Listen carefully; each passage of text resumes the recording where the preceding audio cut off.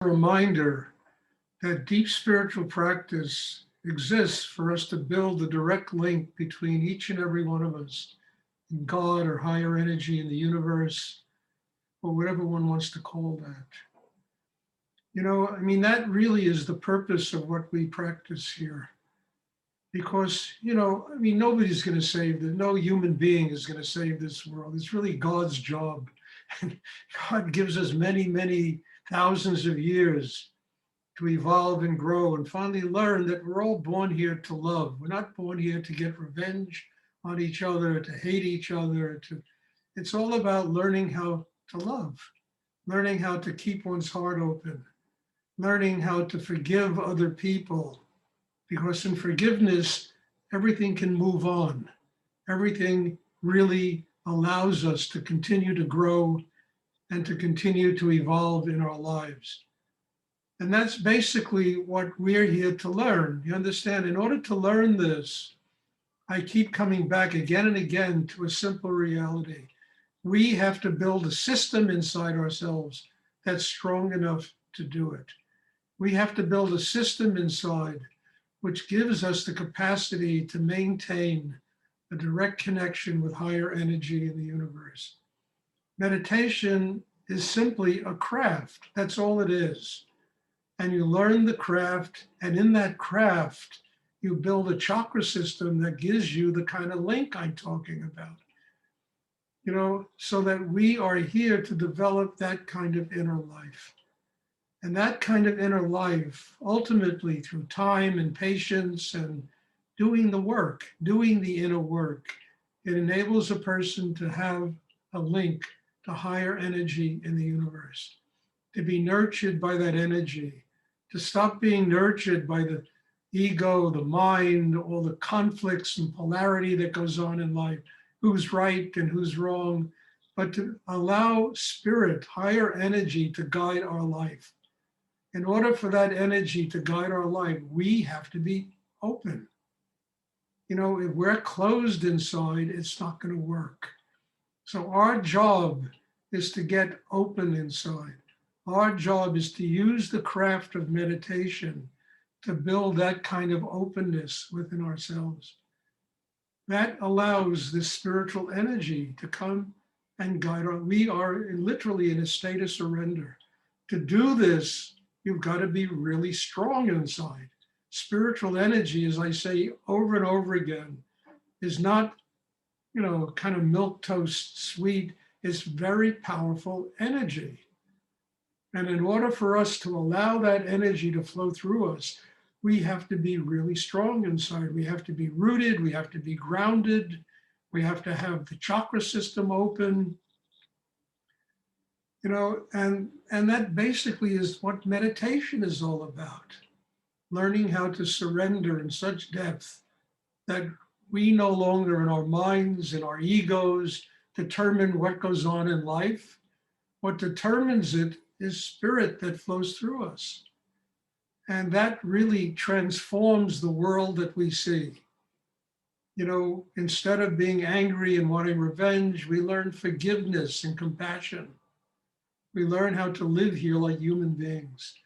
Now, the whole world is not going to do this. For God's sake, there are 8 billion people on this planet, all of them living in their heads and living in a world of polarity and conflict. But each and every one of us can do this as a responsibility to ourselves and as a responsibility to the people that we love and the people that we come in contact with every single day of our lives.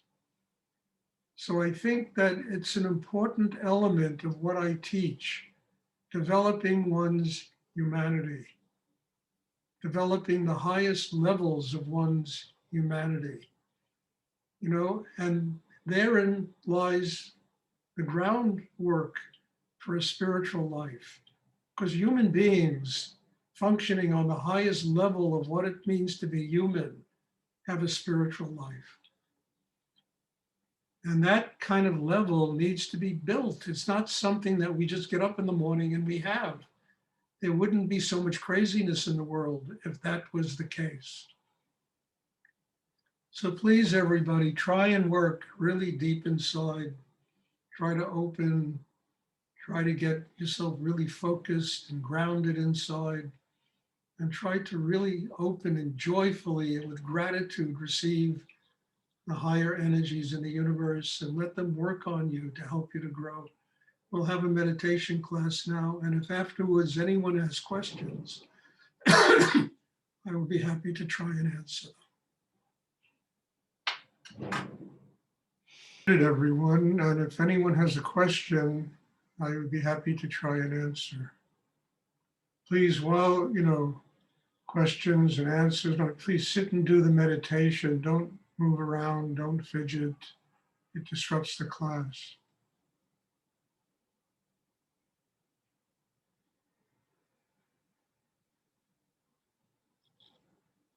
Does anyone have a question? Stuart, why it's so difficult to this inner work to open chakra and everything? Does not God will to have peace in the earth? Why is it so difficult? I mean, you have to ask yourself that question. Why is it so difficult? What are you resisting? What are you struggling against? What kind of conditioning have you had to live fairly closed in your life? What kind of fear is inside you? That's why it's so difficult. It's nothing, it's not that God makes this difficult. People make this difficult. Why? I don't, why is the sky blue? I don't know why, but that's the way it is.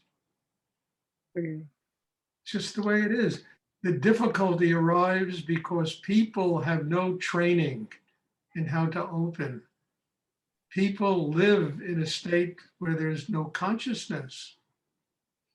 And they live behind walls, behind psychological walls, behind all this stuff, and they make it difficult. In reality, it should be very simple. I mean, who here doesn't have something to be grateful for in their life? And that's all it takes, having gratitude to open the heart. Who doesn't have a need to be grounded and rooted in their life, to have foundation in their life? Everybody has these needs, but very few people have any training in how to do this. That's why it's difficult. It's not anything to do with the universe or God doesn't make this difficult. I mean, this is a pain in the neck for God, the way people live their lives, We have to learn how to do it. That's our job. We're born, even the Buddha says, suffering is the fastest path to God.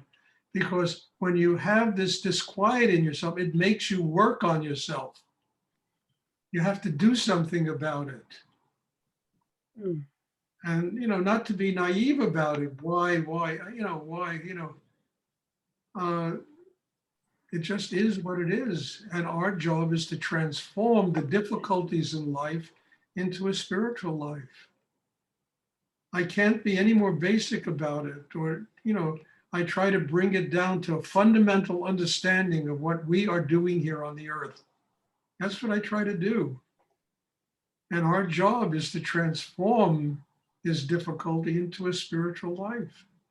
If you internalize your will, if you use the mind properly, the breath properly, that's what happens.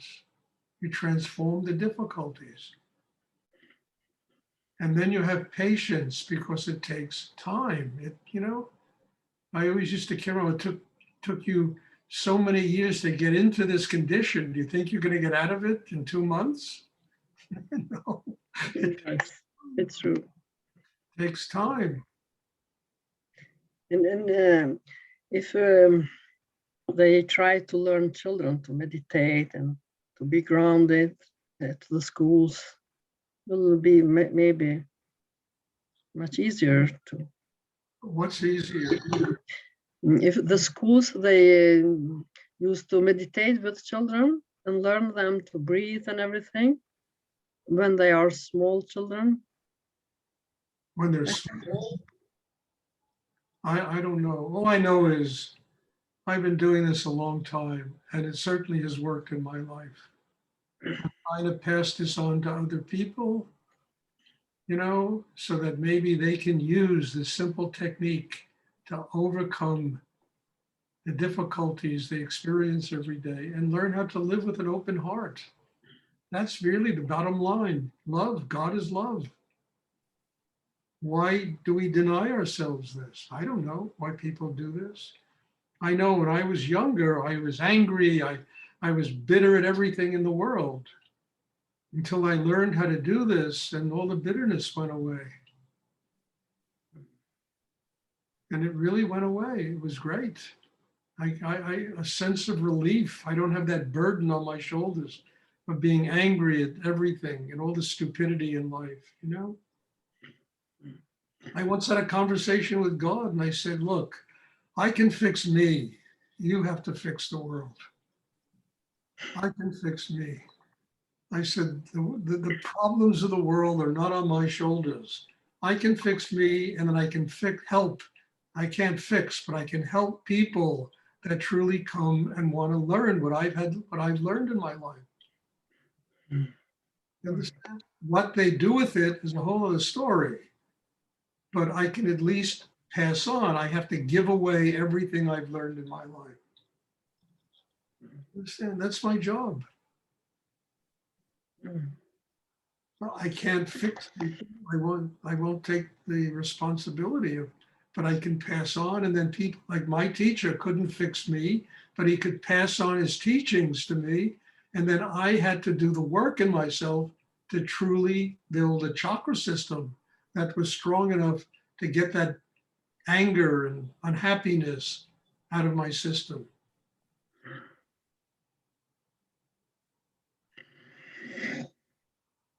And there's no why or what. I don't know why I gave up asking that question 30 years ago. I just do it and it works. I do it. I got the training and I do it and it works.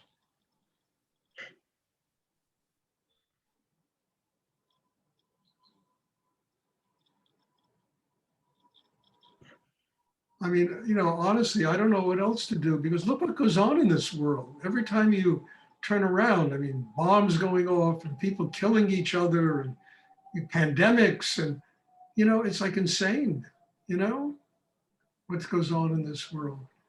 And even years ago, when I was protesting the Vietnam War here in America avidly, I finally said, Stuart, fix yourself. Fix yourself.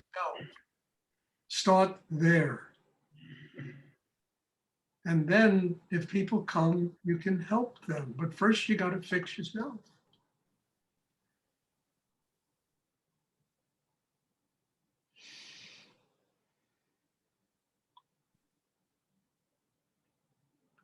Does anyone else have a question they would like to ask? And what does it mean? It's just having joy in your heart. It's having love inside you. It's just having that simplicity of living that allows a person to do this. But in order to get there, we have to fix ourselves. We have to, you can't get water flowing unless you can fix all the pipes and make the plumbing work. And, the electricity doesn't work unless some master electrician goes in and puts the electricity in, turn the lights on. It's the same way with this. You got to fix yourself.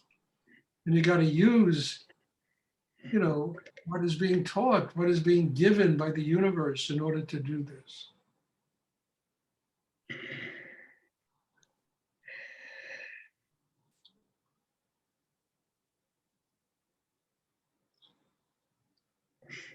I have another question, if it's okay to ask, because nobody asked now. Do I have or anybody have to fix themselves totally to help others? No, listen, nobody's going to fix themselves totally. Yes. Part of the recipe for enlightenment is you need something wrong with you. I hate to say it because that's what makes you work on yourself. Can you repeat again? I didn't hear. The recipe for enlightenment Mm. is that you need something wrong with you. There'll always, none of us are perfect. God is perfect. The rest of us are struggling with imperfection. But the imperfection is what makes us work on ourselves. Without that, we'd be sitting around like a bunch of cabbages, nobody would do anything about themselves. So instead of complaining about the things that are wrong with us, be grateful for them. They're the things that are making you work on yourself. They're part, the imperfections are absolutely a part of the perfection of life. We need them. And we shouldn't complain about them. We should say, okay, I got to work on myself. I should be grateful that I have these things wrong with me. I mean, that in itself is 50% of the battle. And then you use these things as a reminder that you have to work on yourself and grow.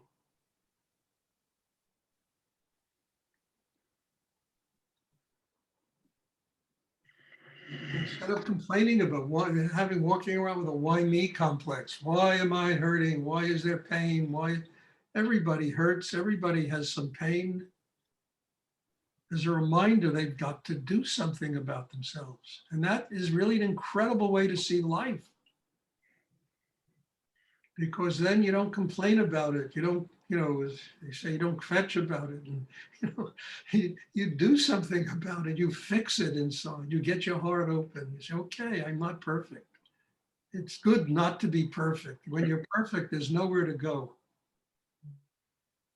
People that walk around with this perfection thing, they're mostly just crazy people. And there's nowhere for them to go because they know everything. I used to have a guy who came into my gallery years ago. He was a very famous conductor in the United States. And he and I became friends.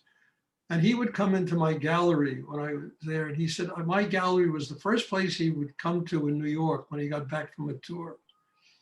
And he would come in there and we would sit and talk. But it was impossible to talk to this man. He was so smart. He was so smart.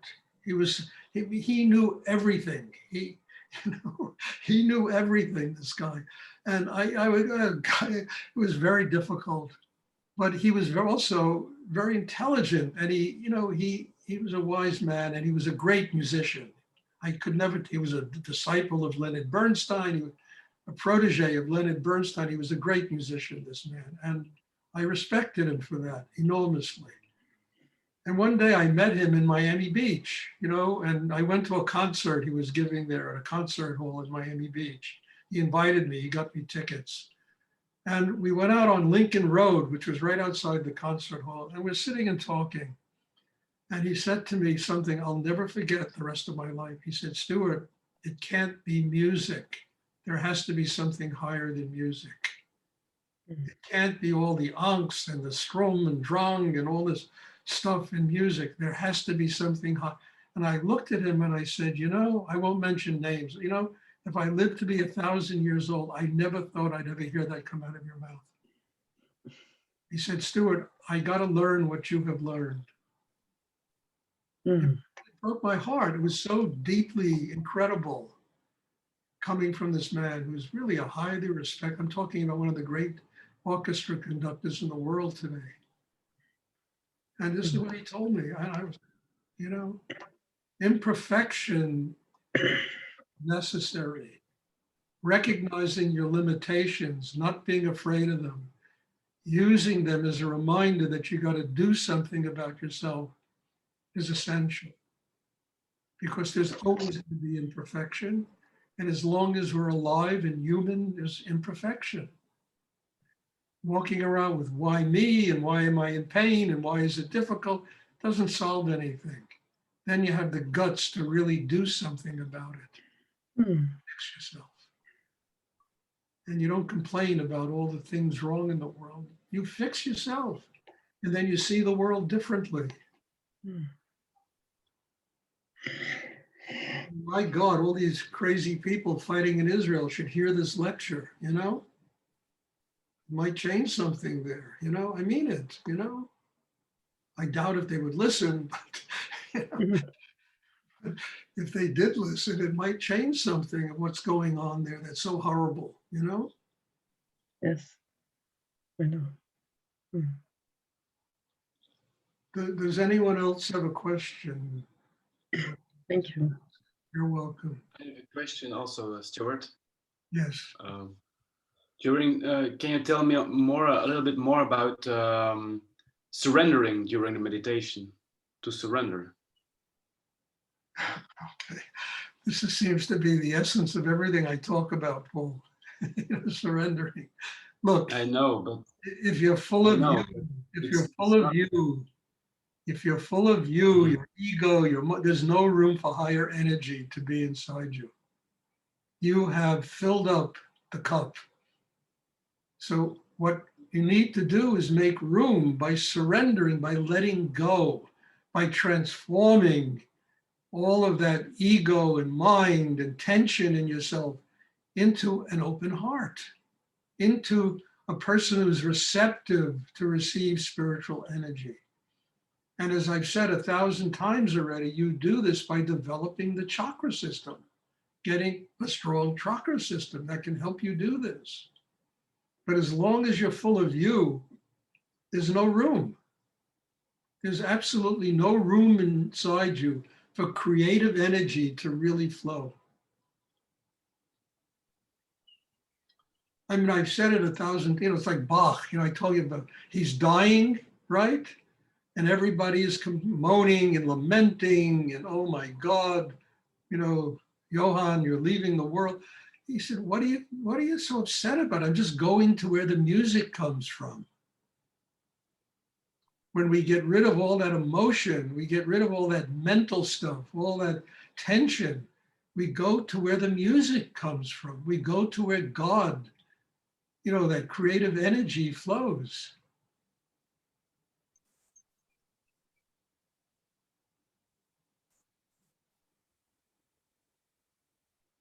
That's what surrender is all about. You have to let go of the lower parts of yourself, transform them into a chakra system that receives creative energy flowing in the universe, the energy of God, spirit, whatever you want to call it, higher creative energy.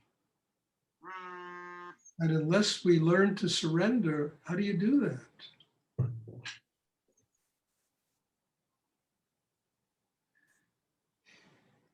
Does anyone else have a question? It heals us, understand? I always get a kick out of it. In the United States, you go to a shopping center and you go to the parking lot and they have handicapped parking. And I told my daughter, I said, everybody's handicapped. We're all handicapped in one way or another. So what we need to learn is to use these problems as a reason to grow instead as a reason to defeat ourselves.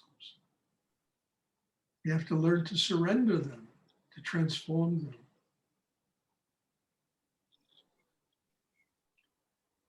Does anyone else have a question they would like to ask?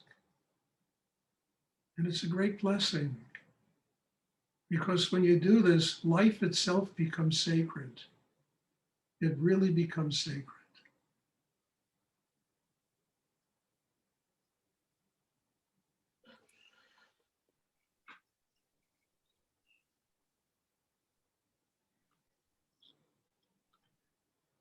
Okay, if there are no more questions, then God bless you all. And thank you for being here, for doing the work you do in these classes. And I tell you, I have so much gratitude to know that I'm doing this, in my life. And thank you. God bless you all. And there'll be a meditation on Sunday.